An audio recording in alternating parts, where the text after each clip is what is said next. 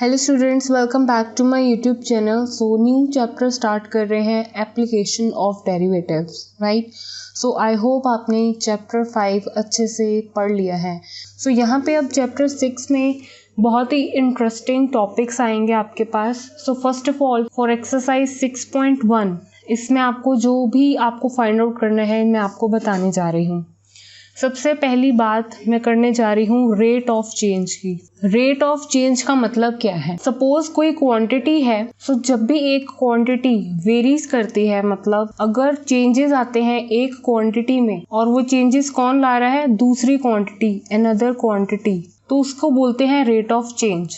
तो यहाँ पे आप देख सकते हैं, सपोज मेरे पास एक y वैल्यू है एंड यहाँ पर एक वैल्यू है एक्स स्क्वायर। सो y की जो वैल्यू है क्या है? X square.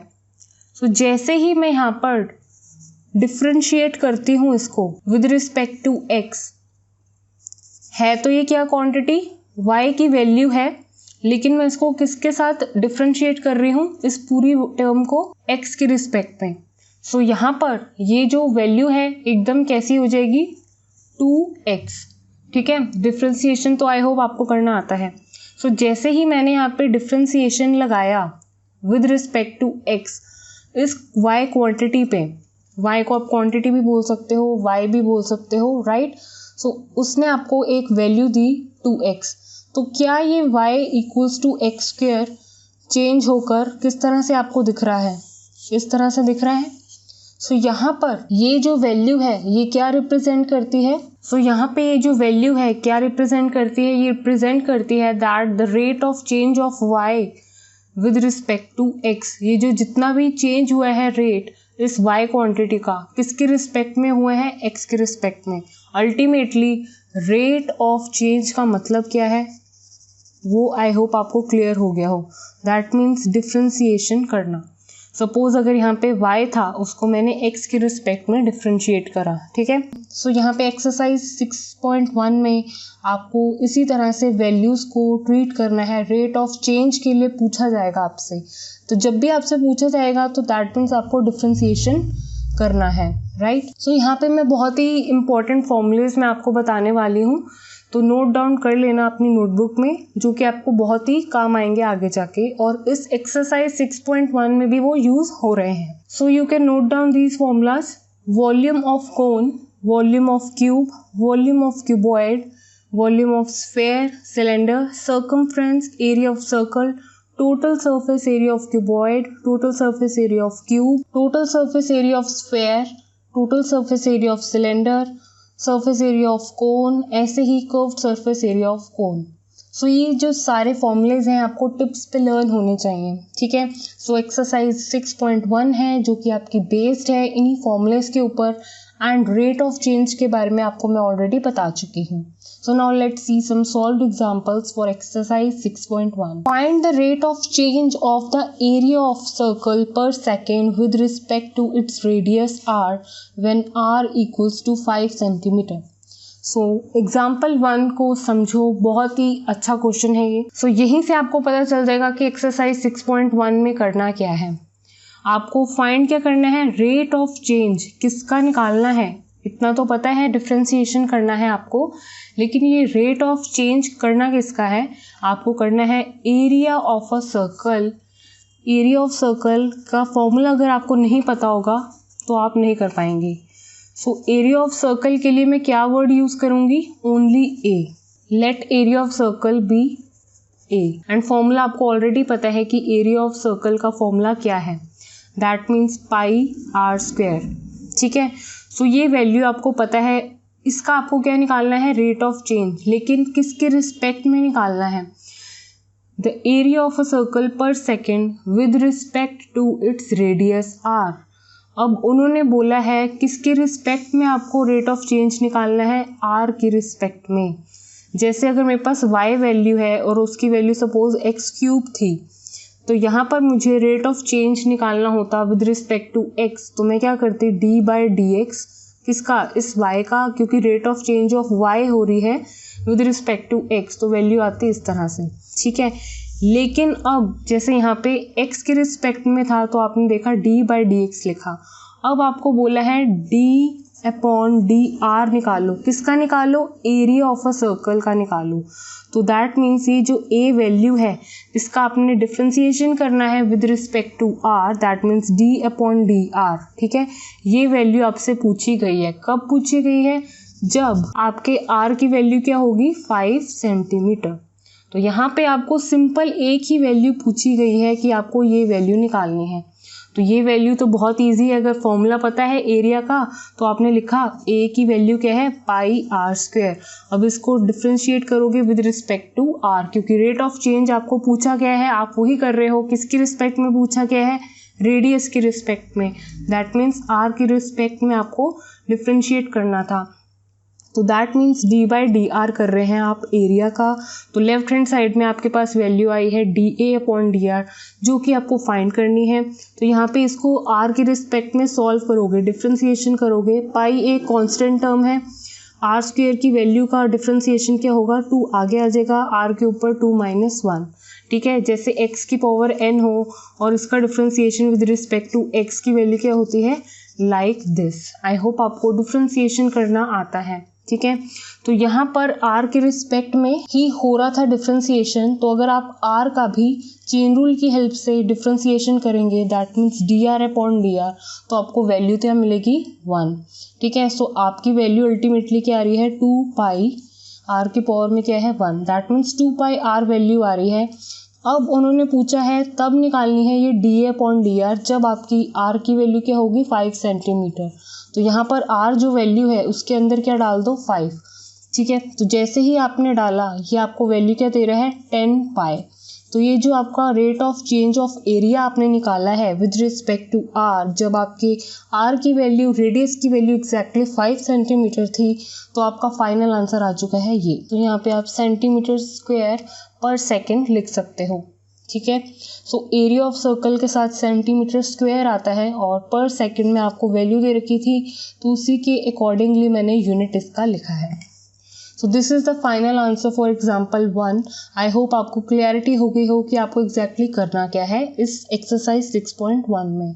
सो एग्जाम्पल 2 देखते हैं। The volume of a cube is increasing at a rate of 9 cubic centimeter per second. How fast is the surface area increasing when the length of an edge is 10 centimeter? So सबसे पहले question को एक एक step में समझेंगे। Volume of a cube increase हो रहा है। ठीक है, चेंजेस देख रहे हैं आप यहाँ पे हो रहे हैं। रेट ऑफ चेंज का मतलब क्या होता है? Differentiation, right. सो अगर मेरे पास वॉल्यूम ऑफ क्यूब है और वो इंक्रीज हो रहा है, किस रेट पे इंक्रीज हो रहा है? Of 9 cubic centimeter per second। Second के हिसाब से, टाइम के हिसाब से ये रेट बढ़ता जा रहा है, राइट। सो यहाँ पर अल्टीमेटली ये जो 9 वैल्यू आपको दे रखी है, किस चीज़ की दे रखी है? D by d T. ये मैंने क्यों लिखा? रेट ऑफ चेंज हो रहा है, किसका हो रहा है? वॉल्यूम का हो रहा है।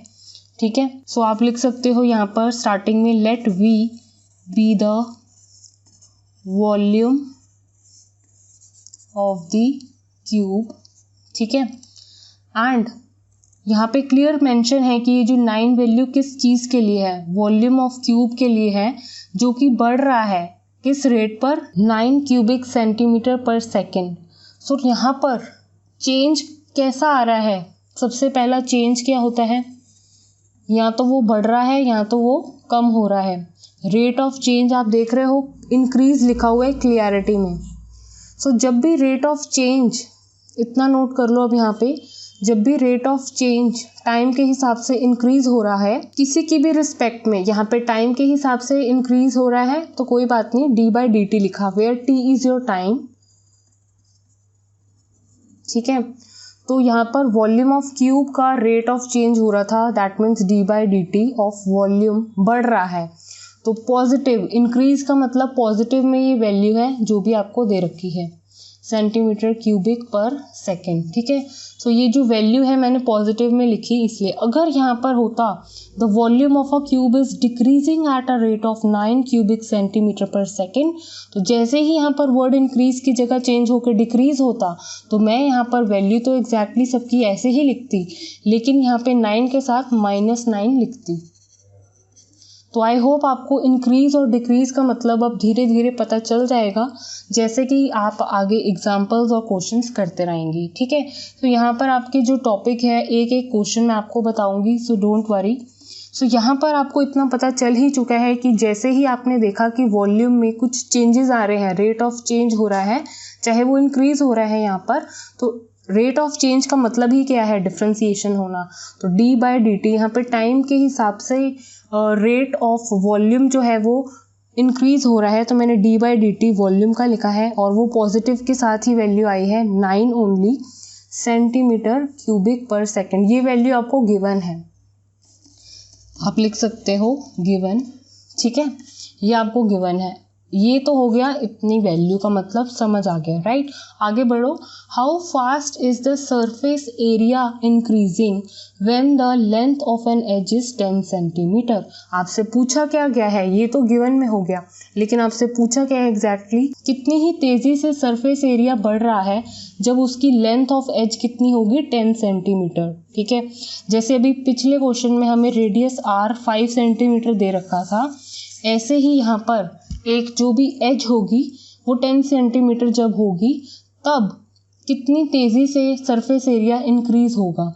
तो यहाँ पर सरफेस एरिया इंक्रीज़ तभी होगा जब उसका डिफ्रेंसिएशन हो रहा होगा। That means rate of change हो रहा है, यहाँ पे इंक्रीज़ ही चाहे हो रहा है, लेकिन आपसे पूछा गया है सरफेस एरिया का। लेकिन किसका सरफेस एरिया, क्यूब का ही डेफिनेटली। अगर यहाँ पे क्यूब वर्ड यूज़ हुआ है, क्यूब की ही बात हो रही थी, तो यहाँ पे सरफेस एरिया भी किसकी बात हो रही है, क्यूब की ही बात हो रही है। ठीक है, उन्होंने पूछा है आपसे सरफेस एरिया ऑफ क्यूब का क्या निकालना है, d by d t. So ultimately d s upon d t की वैल्यू आपको निकालनी है। तो d s upon d t निकालने के लिए सरफेस एरिया ऑफ क्यूब का पता होना बहुत ही इंपॉर्टेंट है, तो जो कि मैंने आपको फॉर्मूलाज में बताया है, राइट। सो सरफेस एरिया क्या है मेरे पास, सो सरफेस एरिया मैं लेट कर रही हूँ, let s be the surface area of cube. ठीक है, और यहाँ पे मैंने डी बाई डी टी ही क्यों किया है, क्योंकि यहाँ पर जैसे इंक्रीज हो रहा था टाइम के हिसाब से, सेकंड के हिसाब से, डेफिनेटली उसका सरफेस एरिया भी तो इंक्रीज होगा साथ ही साथ में, किसके साथ, टाइम के ही साथ में, तभी यहाँ पे डी अपॉन डी टी आया है। ठीक है, सो surface area of cube is 6x²। तो यही फॉर्मूला मैंने एग्जैक्टली आपको बताया था सरफेस एरिया ऑफ क्यूब का। तो यहाँ पे मैंने जो एज ली है, आपकी जो लेंथ ऑफ एन एज है वो क्या है, x। आप यहाँ पे मेंशन कर सकते हो where x is the of the side. So यहाँ पे आपके पास ds अपॉन dt की वैल्यू कब आएगी, जब आप इसको डिफ्रेंशिएट करोगे with respect to t।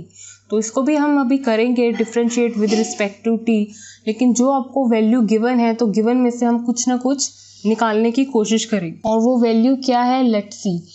dv upon dt कब आता है, जब आप वॉल्यूम ऑफ क्यूब का डिफ्रेंसिएशन करते हो, लेकिन यहाँ पे डिफ्रेंसिएशन की वैल्यू सिर्फ आपको पहले दे रखी है।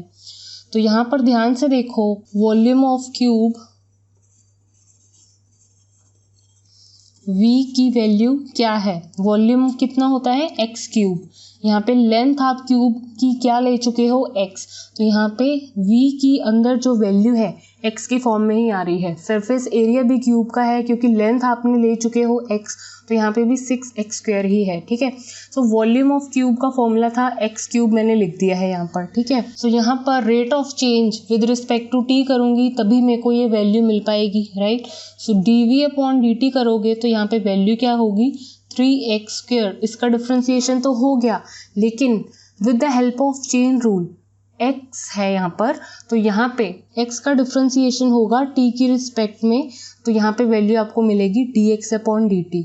अगर यहाँ पे पैरामीटर t होता तो यहाँ पर आपके पास dt अपॉन dt होता, तो चेन रूल की हेल्प से आप उसको सॉल्व करें चाहे ना करें एक ही बात है।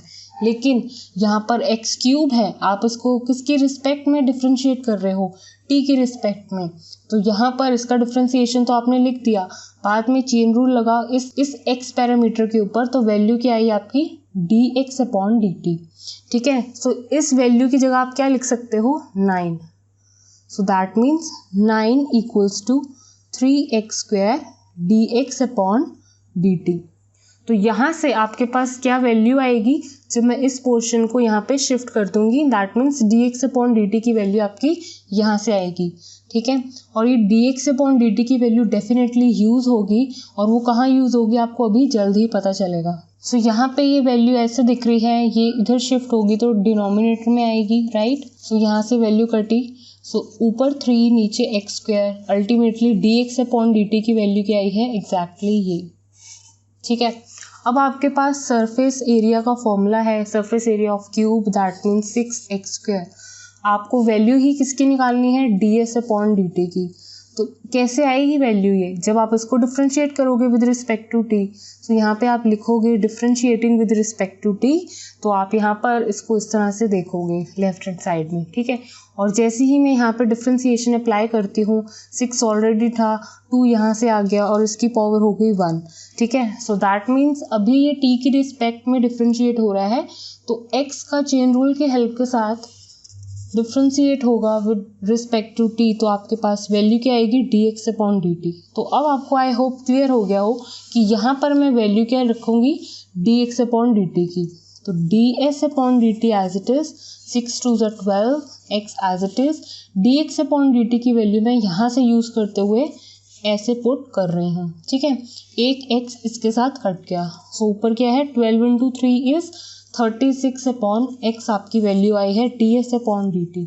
लेकिन आपको ds/dt की वैल्यू चाहिए कब थी, जब आपके लेंथ ऑफ एज x जो आपने लिया है उसकी वैल्यू क्या हो, 10 centimetre. That means this, when the length of an edge is this, आपको बताना है कि कितनी तेज़ी से आपका सरफेस एरिया इंक्रीज हो रहा है, बढ़ रहा है। सो मतलब एक्चुअल में उसका रेट चेंज हो रहा है, राइट। सो वही आपने निकाला है, that means ds/dt with respect to t।